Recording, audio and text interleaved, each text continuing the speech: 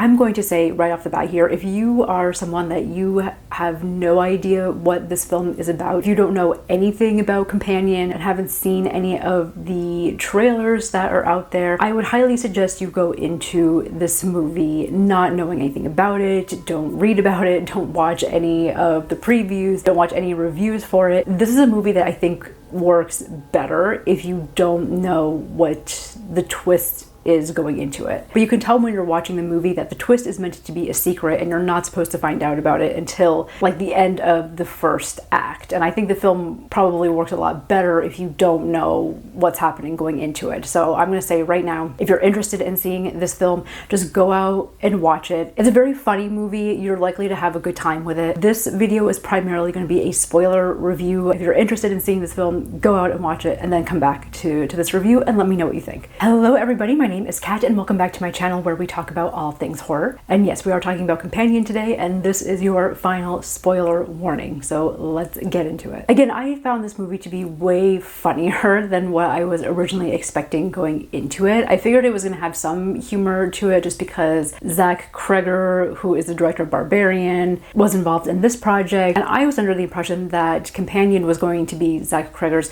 directorial follow-up to Barbarian, but that's actually not the case. It seems that it was supposed to be his film, but then he just ended up producing it instead. And me and the two friends that I saw this film with, like, we had a great time watching it. We were laughing out loud throughout the 90 minutes. There are a lot of great humorous moments in this film. And a lot of the reason why this movie works the way that it does is because of the cast that you have here with Jack Quaid and Sophie Thatcher. Also Harvey Guillén, is that how you say his last name? I'm sure I'm probably butchering that. I'm not familiar with his previous work, but he was fantastic in this film. He was actually probably my favorite character, and he's definitely the character that has some of the best one-liners throughout the film. But yes, I feel like the acting here is really the thing that is gluing this film together. I'm going to get more into the narrative in a second, but the shining part of this film is definitely the fact that you're able to be immersed in this environment with these characters and just like hang out with them. Sophie Thatcher is very quickly becoming one of my favorite scream queens. I know she's in that show Yellow Jackets, which admittedly like I still haven't watched and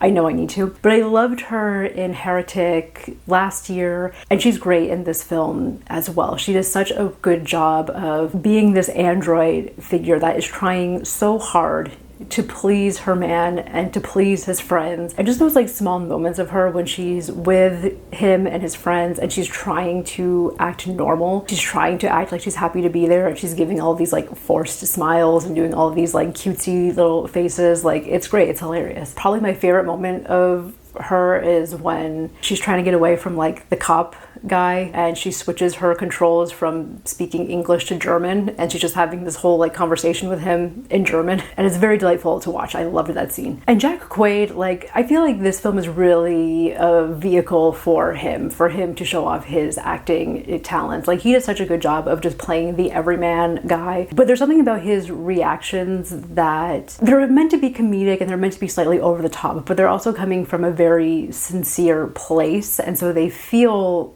natural. And I think that's what makes him so charming to watch as an actor. And he's the guy you still want to root for, even when it's very clear that he's the antagonist of this whole thing. There's a subtlety to the humor, and I really feel like a lot of this film is on Jack Quaid's back. Yes, the other actors are amazing as well, but I feel like overall, as far as the way that Jack Quaid's character is written, if you were to take him out of it and just look at the character as how it is presented in the script, personally I found the character a little bit one-dimensional, and I'm going to get more into this in a second. I feel like without having someone that is as charismatic and as good as Jack Quaid, the movie wouldn't have been as fun as it is. Jack Quaid really comes in and gives a lot more to this character. The acting is 10 out of 10. I had fun with the movie while I was watching it. Is it like my favorite in the female android subgenre? No, that's still gonna go to Ex Machina, which I feel like this film is borrowing very heavily from. Companion definitely does have that B-movie, kind of cheesy. It does have like the feel-good rom-com elements mixed in there. I was skimming over one review of the movie movie that described it as a really great gateway horror film, like for someone that is just introducing themselves to the genre, which I think I would probably agree with, because it does have all of these classic horror elements. It has the sci-fi aspect, it has a little bit of slasher film in there, especially the classic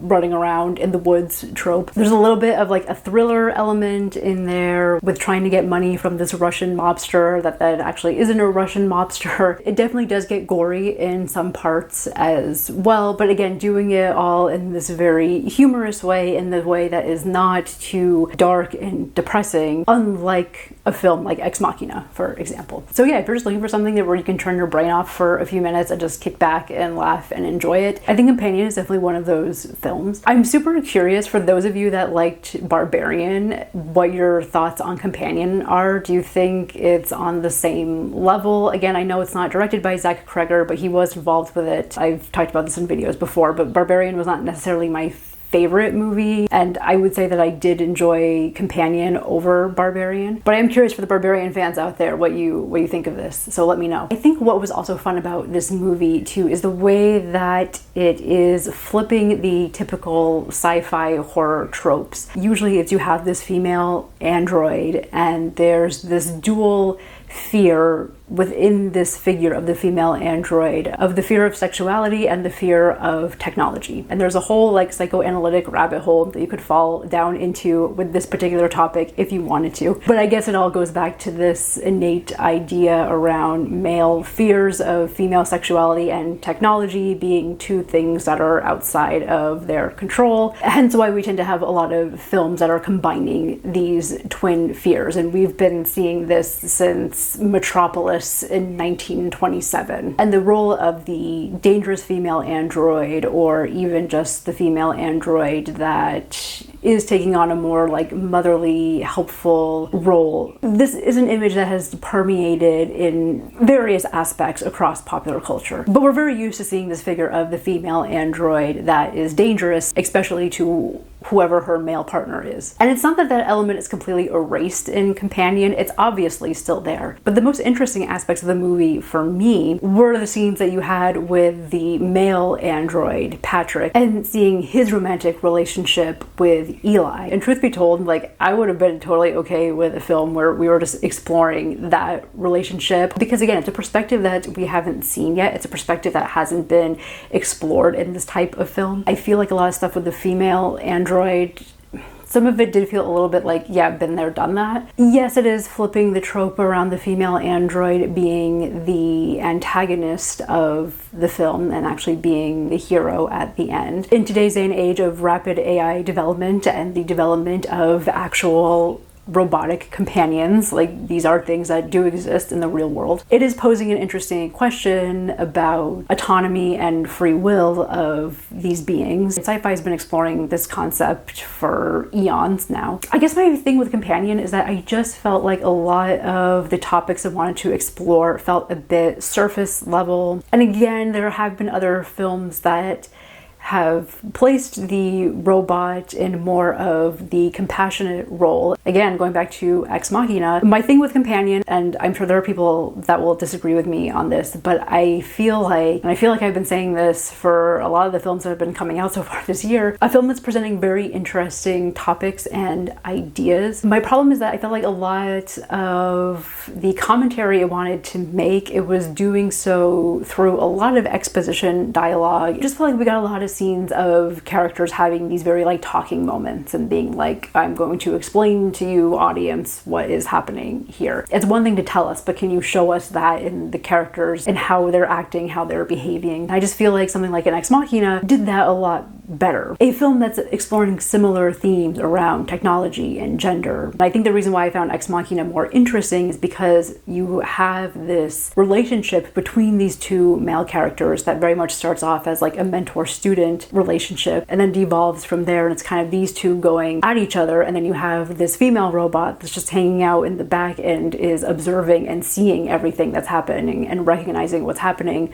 with these two characters, and then uses that to manipulate the situation, to manipulate both of these guys in order to get what she wants at the end of the film. And so psychologically, I just find a film like that more interesting than what we get here. And I know Companion, its intention is to be more light and fluffy, but that's fine. I think you can still be light and fluffy without having to rely so much on exposition. I think specifically with Jack Quaid's character, as I mentioned, he felt a little one-dimensional. At the end of the film, he has this whole moment where he's explaining to his friend, Kat, great name by the way, she's leaving, she's taking the money from this Russian mobster they got the female android to kill, and she's freaking out and is like, I'm leaving with this money. And then he goes on this whole thing of like, oh, you're just like every other woman in my life, you always leave me, right? They always string me along and then they leave me, right? And he just has these moments like this, which is very, I feel, typical of what we think of, like, I don't know, I guess like the stereotypical incel-y kind of character, right? The bro that spends way too much time listening to like Jordan Peterson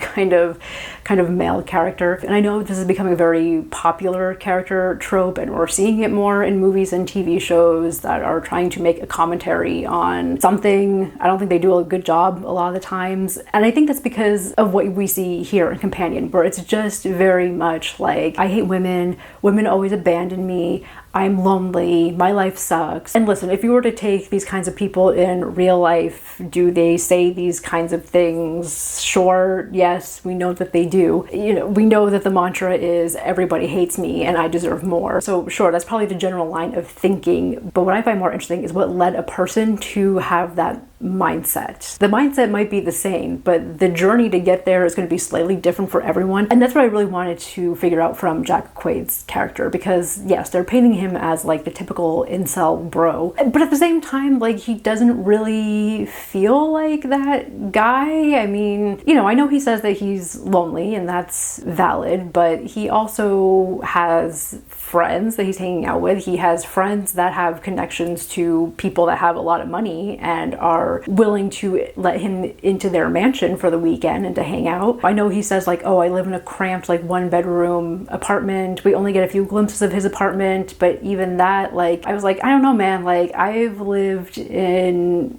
studios where the living room and the bedroom and the bathroom are all in the same room. Maybe your apartment is small, but at least you have walls that are breaking up into different rooms. And I do know the other aspect of his character that Sophie Thatcher comes in and says, he's saying all these things like, oh, I'm so lonely, my life sucks, when in reality that's not true. Like, he's someone that has a very skewed view on his life and his reality. It's a thing where it's like he wants this money from this Russian mobster because he thinks the money is going to make his life better. You have enough money to be able to rent out this female companion robot. Like, I know he says he doesn't own her, but I have to imagine that even renting out a piece of technology that advanced, like, I can't imagine that that's only going for like $6 a month. So I imagine you still need to be somewhat well off enough to be able to rent out this equipment. And then my other question is like, well, what do you need this money for? Like, what is so bad in your life that you think this money is going to fix? Because again, it's not like he's an unattractive person. He's very attractive. And he drives a nice car. He has like a self-driving car, so he has enough money for that. What are you really missing that you think this money is going to buy? Because so far it seems like you have everything. Again, I know his whole thing is like, oh, my life sucks, and his perspective is meant to be skewed, but what is it that he genuinely thinks is missing, or what is it that he genuinely wants? Like, that was the question that I had throughout the whole film. So while again, Jack Quaid is great as an actor and he's coming in and he's doing it, as far as character motivations go, I just was having a hard time believing it. There was an opportunity here for the film to go a little bit deeper with this type of a character and explore, like, okay, well, what was it about his life? What is it about society that is making him feel this way? And that's something that I I think is missing in a lot of these contemporary stories that want to have this type of character is it always gets caught up in like the toxic masculinity aspect of it, and that aspect is definitely there and needs to be talked about, but it's also missing this like other part. Well, what brought the character to that place to begin with, right? Because that's where the problem is, and that's where we as a society need to fix the problem. It'd be helpful if our stories explored that a little bit more. It's great that you want to go with the whole female empowerment thing. I just feel like going deeper into that character and giving clearer motivations would have made for a more well-rounded story. Because again, I feel like if his whole character flaw is that he has a very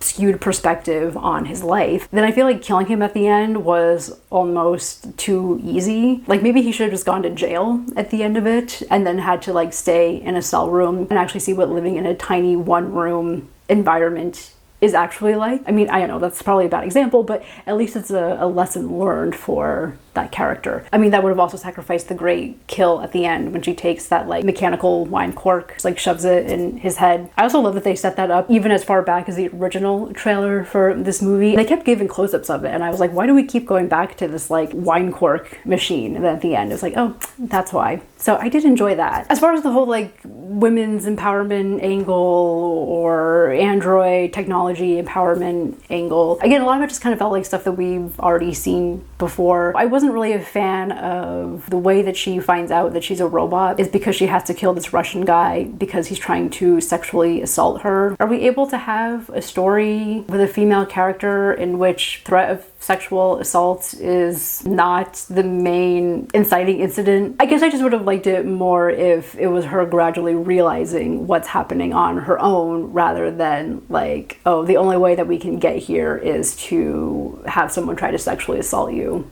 Sorry. I also just wasn't the biggest fan of the Russian guy. It just felt a little random, and the whole evil Russian is a little cliche at this point. Although they say he wasn't evil, but he also tried to assault Sophie Thatcher's character at the beginning of the film, so he also like wasn't a nice guy. I don't know, again, it was just kind of one of these things that it was like, it was there, but I don't know what higher purpose it served to the themes of the story. There were times where I was just watching the film and watching all these characters hanging out, and I was like, why are any of these people friends? What is the connection here? And I feel like my other thing with this film too, and this is not a fault of the film, but I feel like the marketing for this movie, specifically that second trailer that they ended up releasing where they reveal that this is a movie about androids, I felt like that was such a big mistake on the marketing's part, because when you're watching the film, it is very clear that for the first act, you are not supposed to know that she's an android or that Patrick's an android. And then when the reveal happens, like you can tell it's supposed to be a shocking moment. I felt like I spent the first 30 minutes already being ahead of where the film was,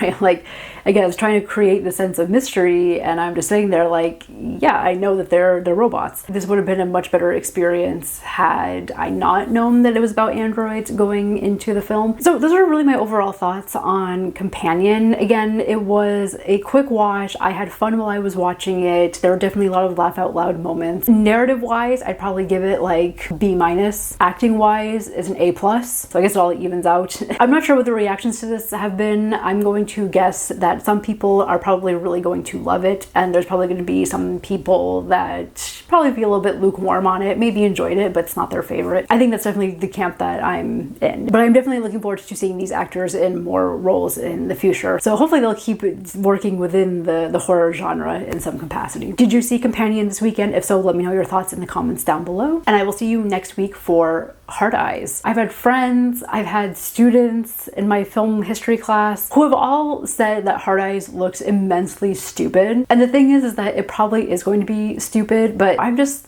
like hoping for a fun slasher film. Until then, thank you so much for watching, and I will see you next time.